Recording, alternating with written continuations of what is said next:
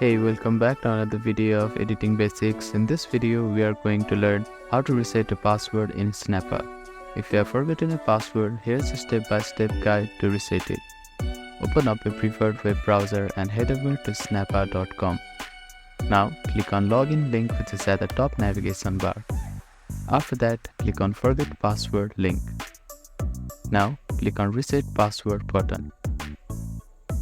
After that, you need to open your email. There, you will get a reset password link. Click on that link. You will get an interface like this. Now, type in your new password here and click on Set New Password button. And that is how you can reset your password. Click on Login button and type in your new credentials and click on Login. As you can see that I have successfully recovered my password. Thank you for watching this video. Please do not forget to like, share and subscribe to our channel and comment down if you have any queries.